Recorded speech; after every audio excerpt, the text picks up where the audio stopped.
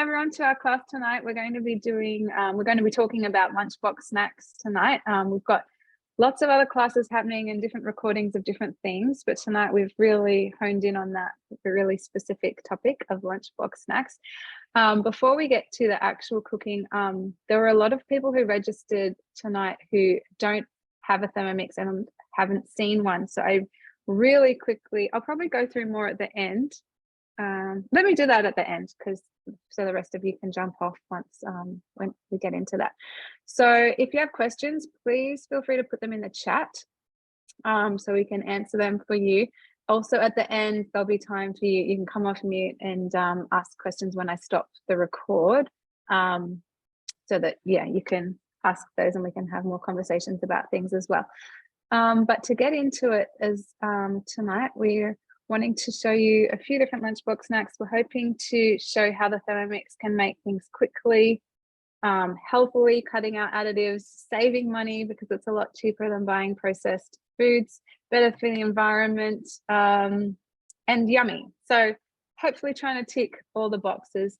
And the first recipe I wanted to share with you all is something I make a lot. And if you've been on a class where I've shown this before, I'm sorry, but it's the 3 cheese and spinach scrolls, and this is our staple for lunch boxes in our family. And I vary the topping, so sometimes I do, you know, Vegemite or pineapple or whatever we've got, but I want to show you how it's made, and then you can change it up to suit your family. Sometimes I add seeds.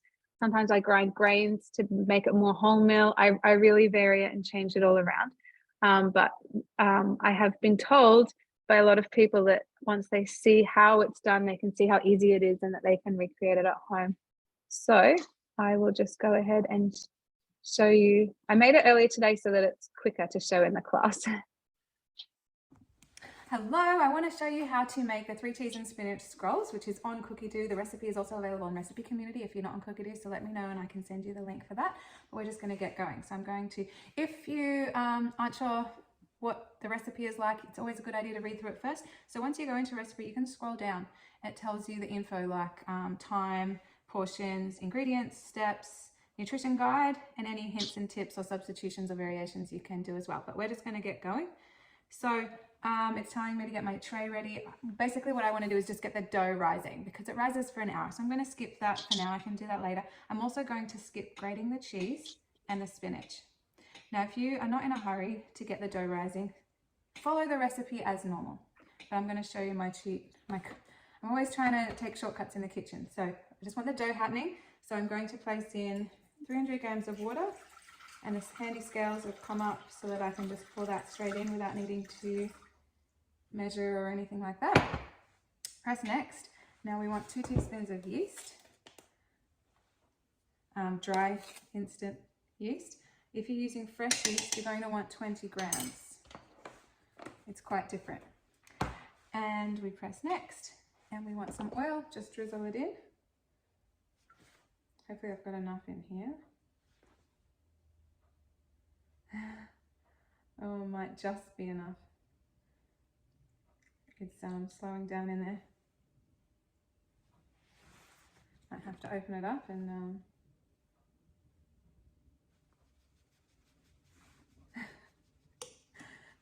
sorry.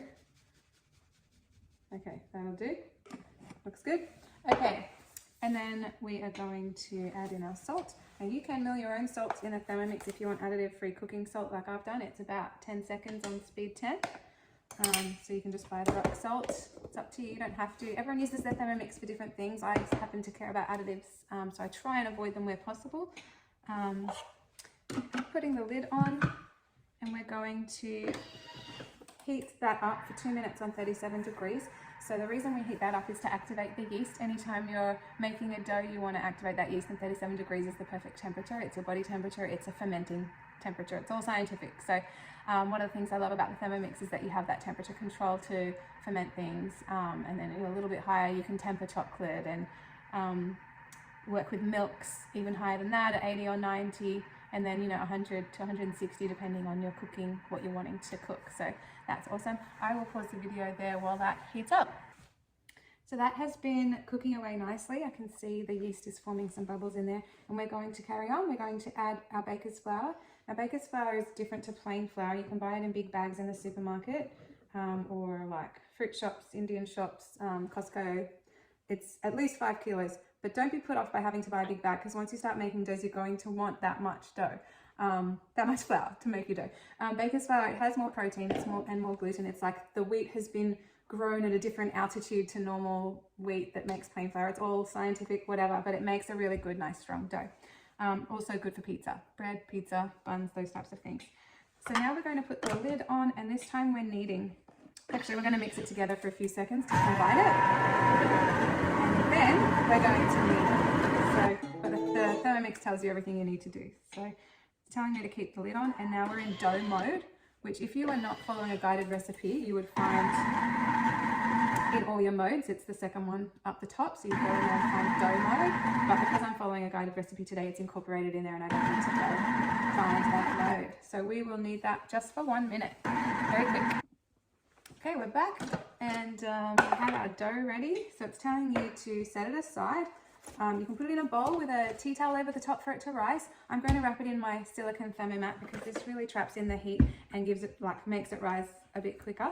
The fact that we heated up the dough to 37 degrees means it's rising like quite quickly as well. But you want to put it in a warm place. So, oh, sorry, I didn't show you. As I tipped it upside down, I was twisting here so that all the dough fell out, and there's just a little bit left in there. I'll get in my hand. Just be careful, obviously, because the blades are sharp. If ever you want to get it off without putting your hand in, put it back on the Thermomix, turn it up to speed 10 just for like 1 second, or press turbo for a second, and everything will fling to the sides. I haven't needed to do that because I'm happy just to put my hand in. But so we're going to work this into a ball. You want to put it in a warm place. So I'm going to wrap it up in my mat and just set it aside.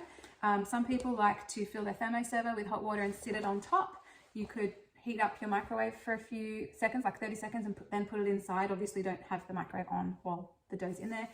Some people use their oven, some people put it in their aroma and have it on ferment mode in the Thermomix, so it's heating in there. Just wherever you can that it's warm. And we want to heat that up, rise it for about an hour or until it's about double in size.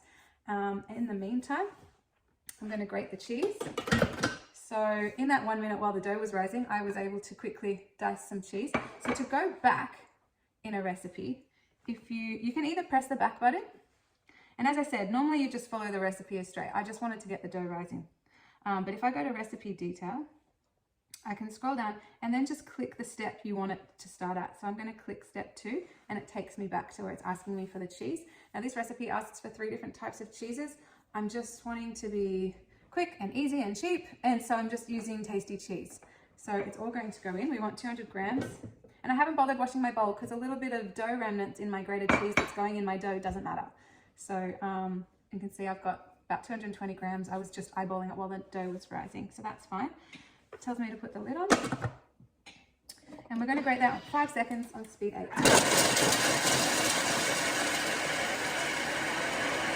Always got to do a little dance while the Thermomix is working. So we're going to set that aside and move on to the spinach. So now if you're wanting to, my kids love cheese and spinach scrolls, and I'm happy for that extra goodness to be in there. Green's trendy, you know, green's the new pink. Or my son calls it Hulk bread, or he used to, he's a bit older now. That's the grated cheese, 5 seconds, speed 8, so good. So much cheaper than buying grated cheese. But if you don't want to use spinach, like if you're wanting to make these scrolls even cheaper on a lesser budget, because I reckon making this, and it makes me 15, costs me, I'm going to exaggerate here with the cheese and spinach and the dough ingredients, probably it's less than $5, but you know, a few of those dollars are the spinach and the cheese. The dough is about $1 to make. So yeah, if you want to make it cheaper, don't use the spinach. You could use Vegemite or just cheese and herbs or just cheese or whatever, pizza sauce. But we like the spinach going in. So we'll chop all that up. You can also chop the spinach and cheese together if you want. That will result in the buns being more green. And if you want it even more green, you can actually chop up this spinach and then make your dough, and the spinach will work into the dough and it will be really green and it will be quite cool. That's something I've done in the past as well. So we've chopped up our cheese and spinach. The dough is rising, so now all we need to do is wait. what I will do is let the machine clean itself by filling up with some water and going into pre-clean mode, so this can wash itself while the rest of the dough is rising. Okay, so I've rolled out the dough on my mat and it was rising for an hour. I've rolled it out, I've sprinkled on the spinach and the cheese. It's boring to watch, but like it only takes a minute. Now there's two choices you could do now, and I'm going to do something differently to most people. I cut mine in strips because I don't know, I'm just not good at cutting them nicely when it's one big roll. Some people use dental floss. I just think it's finicky, and I've tried a few times and this is just quicker for me. So this is what I do, but most people roll this up from lengthways here up to here, and then you can either bake it as one long roll and then slice it after it's baked, or once it's long one roll, as I said, you're just meant to cut it from there.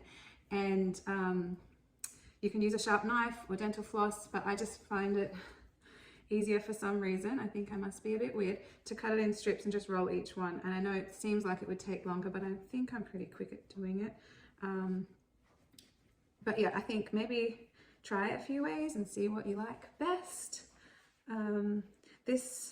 It probably was more with the cinnamon bun rolls that I started doing it this way, because the cinnamon bun roll dough is very soft and you know, a little bit stickier, like it's a little bit harder to handle, so it just seems easier. But yeah, I just kind of roll it up and place it upwards on the tray, and I get 15, and you can see the sizes I do.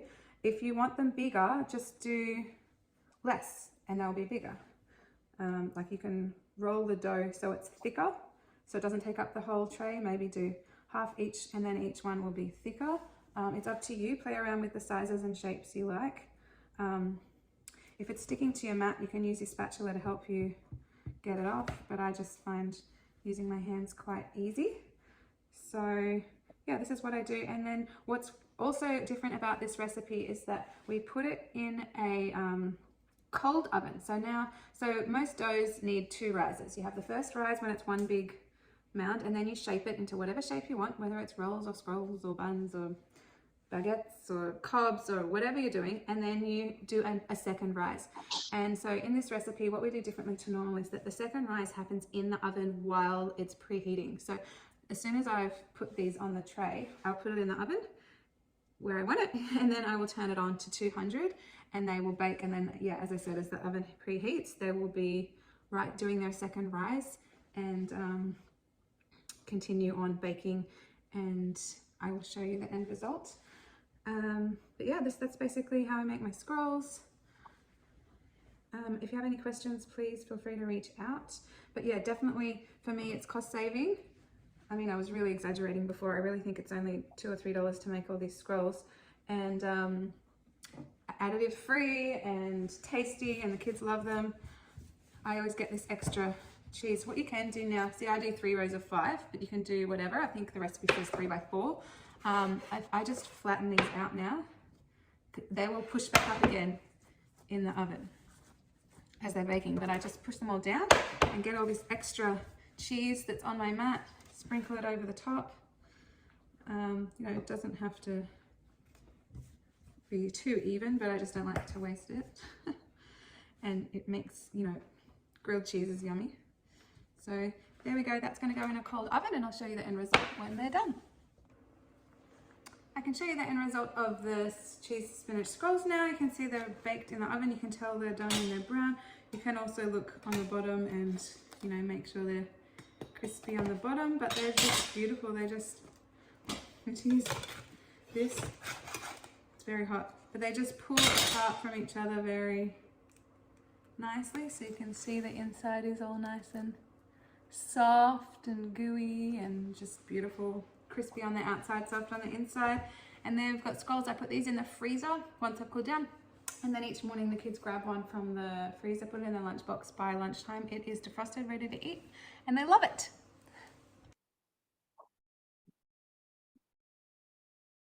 Cool. So that was our sort of lunchbox lesson on scrolls. If anyone has any questions, please feel free to put it in the chat. Other options for your breads are to just like you can make a loaf bread. I didn't mention that in the video. You can make a loaf that slices really nicely. And there's pull apart breads, and there's pizza, what are they called? Pizza pockets you can do. There's lots of different options for your lunches that you can make in your Thermomix if your kids are sick of the boring old sandwiches. Another thing my kids often take for lunch are leftovers. They have a little thermos, and so if I make a lot of pasta or fried rice or something the night before, they can heat it up in the morning and put it in their thermos, and it should stay kind of warm by lunchtime. So lunches never need to be boring. Rachel's saying, I missed what you said about cooking them in the oven, second rise. Oh, so just in that recipe, and I love doing this for breads, because most doughs need 2 rises, you can put it in the oven before turning on the oven. So you put it in the oven and then turn it on, and the bread does its second rise while the oven is preheating. So for that, I turned it on to 200, and it takes 15 minutes for my oven to reach 200. So while it's cool and starting to warm up, the scrolls were just rising more, because once the oven reaches, if you put it in a hot oven and it starts baking too quickly, the bread won't be able to rise because the yeast will be dead then. So it needs to be rising at a warm temperature, not a hot temperature. Does that make sense? There's 2 options. You could just leave it out to rise, do its second rise out on the bench, and then go into a hot oven, or you could put it in a cold oven, and while it preheats, it's doing its second rise then. Then are we adding extra time to it then, or less time? No, every oven's different, but they cook about 20 minutes, I'd say. So while it's reaching the temperature, they rise and then they start baking, and it's still only about 20 minutes. But in that 3 cheese spinach scrolls recipe, it caters for that time. So if you're doing it with a different recipe, you just need to watch the oven. I kind of stick around because you don't want to burn them. That's not nice, but you can tell when they're done. You'll smell them and you can see that they're browning. So yeah, so that's the scrolls. The next recipe I wanted to show you is actually from Fidesz. This is not a vegetarian one, sorry Rachel, but we were trying to show things we haven't shown before as well. And this is a chicken recipe. It's very interesting. Oh, sorry, I have to open it. I haven't made this before, and I think this is quite interesting. So we will see what you all think of it. Where is my button? Okay, so Fidesz is going to come off mute and talk to you. Sorry, Fidesz is another consultant in our team here, and she's going to show you how this recipe works. Hello everyone. So this is the chicken lunchbox loaf from Skinny Mixers.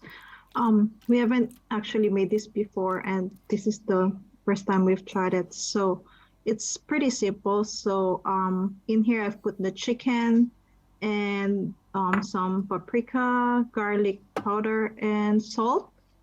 And then you add a bit of olive oil. So we're going to be sending the recipes anyway later on, so you know the exact quantities. And then maple syrup, about a teaspoon. And that's basically what is needed for this recipe. So with all the ingredients in the bowl, you just need to set for about 1.5 minutes to speed 5, just to mix everything together. So that's just pretty quick, actually.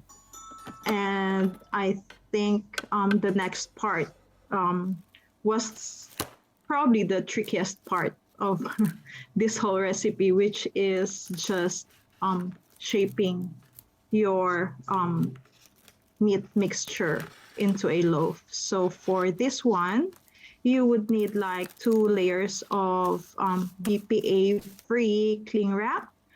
You can use baking paper if you don't like to use the cling wrap for cooking.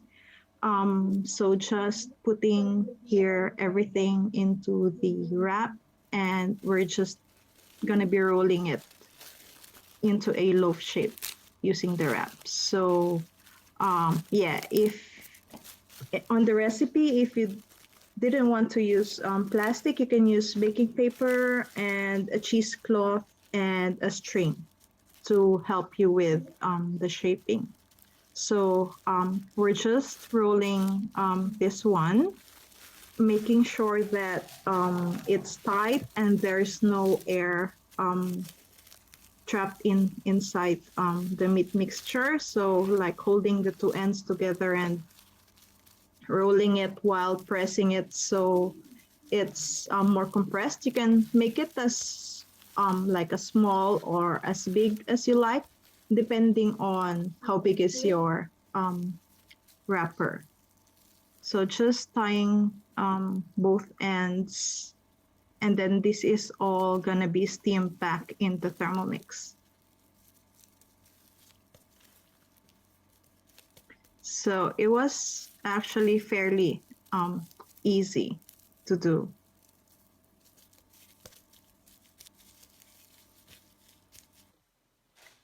So putting on the Veroma bowl, and then we're going to now add water to the Thermomix bowl for it to be steamed.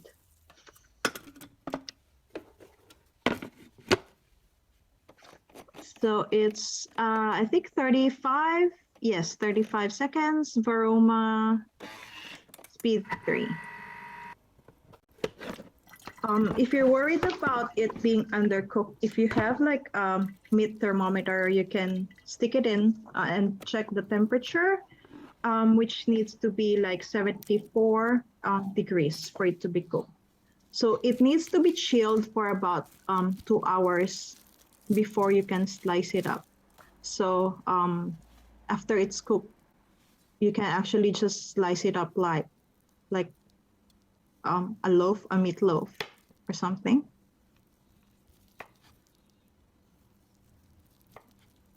And then, yeah, just add it to your sandwiches. So just another option for you for lunch boxes. So yeah, so here we're doing it with basil pesto, which my son made in the Thermomix. So he's crazy about basil at the moment. So he uses it for pasta. And now we're trying it for his sandwiches. So, and you can use any thing else really. Yeah, so I think for the variations for the meat, you can flavor it with anything. You can use curry.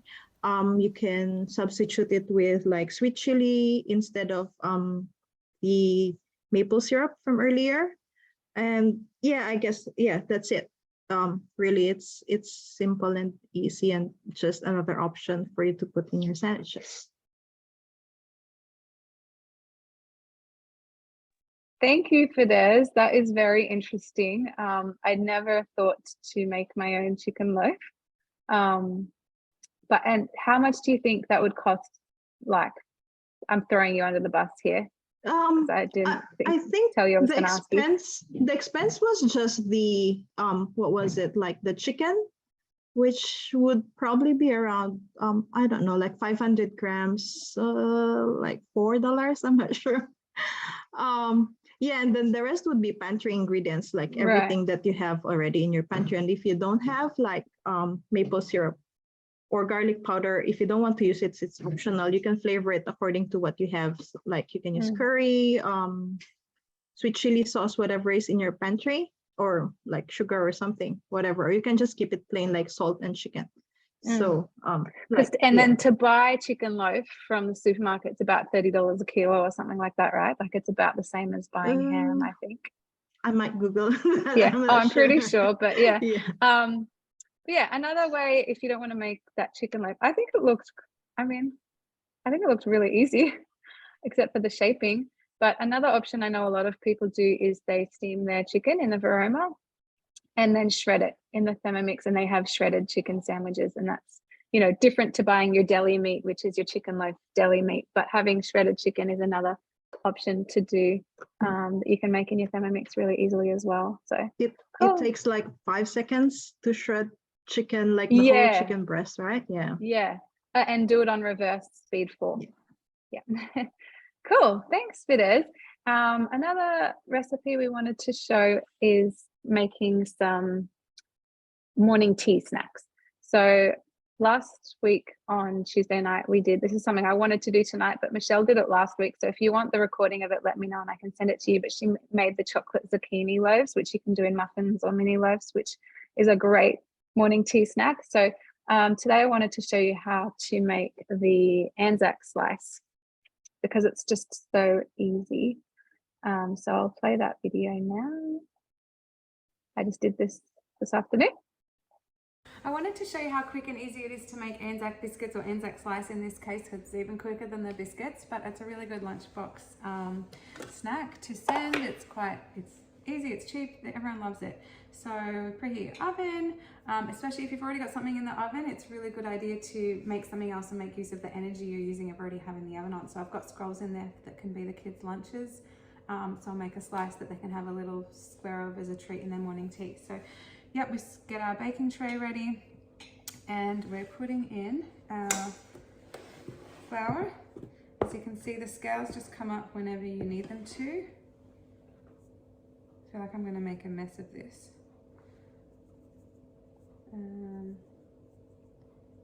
Cool, 180 grams of flour, and then we put in our rolled oats. Something I normally do when I'm getting out of these big tubs is I scoop it out and then I use my lid as like a tray to go on the way to the Thermomix bowl. So can minimize the mess a little bit. So 120 grams of the oats.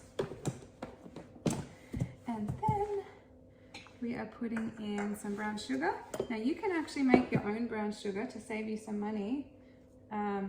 All it is white sugar with a little bit of molasses. There's a recipe on Cookie Do or Recipe Community. If you type in brown sugar, you'll see the recipes come up. It takes a few seconds. It's so quick and easy to do. So if you want to save more money, you can make your own sugar.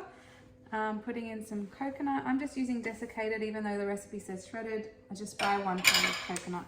I buy it in a big bag and that's what I have. And we are going to mix all that together. This is on reverse. So reverse is the blunt side of the blade. So it's not chopping up those oats. We just want to mix all those dry ingredients together for 10 seconds.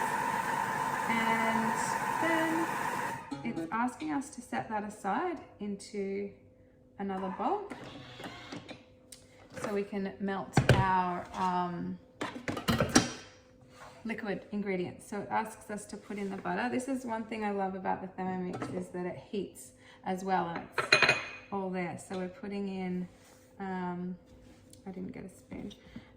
Yeah, so normally the old-fashioned way of making Anzacs is you have part on the stove and you've got to be stirring it and there's an explosion with the bicarb and then you've got to put it in your mixer with your dry ingredients, but this all happens in here, which I love. Another thing, so now I'm putting in 2 tablespoons of golden syrup, and one thing you can do also is make your own golden syrup, and it's water. Let me see if I can remember. I made this, it's been a little while. Water, sugar, and a slice of lemon, I think that's all it is. It's so cheap. It's just, you're basically making a sugar syrup, but you're cooking it down a lot to be very, very syrupy and golden, as you can tell. So you're caramelizing it. And I just save the store-bought container to pour it into once it's cooled a little bit. See if I can get all that out. So yeah, look up the recipe for golden syrup. It's also on Cookie Do, also on Recipe Community if you don't subscribe to Cookie Do. These recipes are everywhere, and if you can't find them, please let me know and I will send them to you. So we put our lid on, so we're just really melting the butter and the golden syrup just on a low speed, 60 degrees. So, you know, when you're cooking on your stove, you can't tell what temperature it is and you don't know what you're doing, and it's very easy to burn your butter because butter has a very low smoke point. So love the Thermomix is all formulated to do that for you, so I'll melt that. Okay, so that has been melting away. And I've had a look and I can see now it hasn't quite finished melting. So what I'm going to do is press the back button and just do that again. It won't need 2 minutes, but maybe another 30 seconds. Okay, I can see that it's melted nicely now, and the recipe did say to prolong it. So for those who don't know what they're doing, the recipe does tell you, so that's good to know. I'm adding in half a teaspoon of bicarb soda now. Here's where it normally bubbles up on the stove, and it's bubbling up a little bit in there. And we want 2 tablespoons of boiling water or very hot water, which I was able to get while the butter was melting. So that's having a nice reaction in there now. And we mix that together. This is the part that's fun to watch as it bubbles up. And now we add all the dry ingredients that we had mixed earlier that you would have set aside in a bowl. I have 2 Thermomix bowls, so I set it aside. It would be okay just to put all the dry ingredients in separately now, but you might need to mix it a bit longer. Like obviously the fact that we've mixed all the dry ingredients together just made it a bit nicer. So this only mixes for 5 seconds.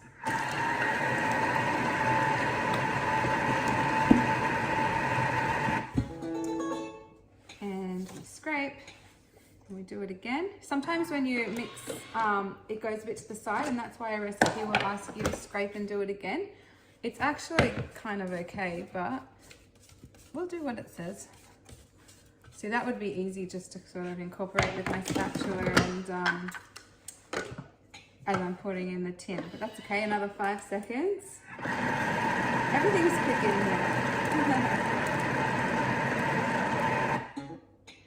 And we're putting it in a square tin lined with baking paper. You can use rectangle if that's what you've got. That's what our mixture looks like. So I'll just tip that in. Twisting the bottom of the blades to help it all fall out nicely. So you just need to scrape any extra bits out using your spatula, and then flatten this out. It's probably easier with your hands, but if you don't want to use your hands, the spatula does a good job too. You really want to press it in there nicely into the tin, so it's a nice packed down slice. And that's it. And then you bake it at 160. Oh. Yeah, it says use the back of a spoon, whatever you want to use, for 15 to 30 minutes. So it's going to depend how thick or how big your tin is and how thickly you have pushed it in. But you'll see when it starts to be golden on the edges that it's ready. And then it's good as is. You can cool it down before you slice, or have it warm if you want, but I always let it cool down, and then I have as is. I know some other people who drizzle a little bit of chocolate over the top to make it a bit fancier, but whatever. But they're ready to go in the oven.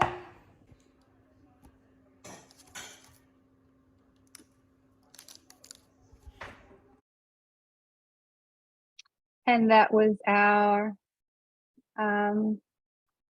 Anzac Slice. So I wanted to show you now some other options. We were trying to keep tonight quick. We've gone just over half an hour, but there's a few other things I do want to show you for those who are on Cookie Do. If you're not on Cookie Do, you can get a free 30-day trial of it and see if you like it. There's also a lot of recipes on Recipe Community, and as Fidesz shared, on Skinny Mixes and other recipes, but there's so many things you can do in the Thermomix for your lunch boxes. So I just wanted to show you. I know a lot of people know about coming here and you can press and search for whatever you want. Like if you want it to be, bread rolls, you can just type in bread rolls and you'll see all the different recipes that come up for that. But another thing I wanted to show you is that you can just type in keywords. You don't even have to know what you're going to be cooking. So if you type in the word lunchbox, it gives you some other options of lunchbox ideas that you might not have thought about, and from different countries around the world, which is kind of cool. I have my filters set to show. I'll show you what my filters are. I have my filters set down the bottom. I got rid of Australia. I don't have that ticked. I only have English ticked, and that gives me a lot more recipes. So you can see if I had only been looking at the Australian ones, I'd have 339 lunchbox recipes, but I've got 730 because I'm showing all the English recipes. Yeah, so another thing you can do if you don't know what you want to be cooking, another one could be like kids food. Another one is morning tea, brings up some good morning tea things. Some of them are cakes, but that's okay. Afternoon tea is actually a better one. I was just trying to think why that only brought up a few results. Yeah, afternoon tea is a bit more of a popular tag, and I'll just show you what those tags are about. This apple and date cake's pretty good. Down the bottom of each recipe, there's a whole heap of tags. These are the types of words you can type into that search bar. So there's one I didn't even think, and that's so obvious, snack. So you can just click snack, or I could have typed in the word snack, and you'll see all the different snack recipes that come up. So pretty cool. Yeah, so that's searching Cookie Do. One thing I did want to mention is, what was I going to say? Oh yeah, I'll show you the chocolate zucchini mini loaves. These are so good. You know, hidden veggies in your kids' lunch boxes are so good. And then, you know, I pair it with, I cut up some veggies. So they've got some carrot and cucumber sticks, and then they have their lunch box, their morning tea treat. And then at lunch they have their scroll, and it's all good. If you want to change those filters ongoing, I'll just show you, because a lot of people don't know how to find this. You come into view your profile, and then update your filter. And here's where you can change the countries and languages. So if you speak a few languages, tick whatever you speak. If you're happy using a translator app, you can have them all ticked. That's something you can do as well. So that was just a really quick show of Cookie Do Lunchbox snacks.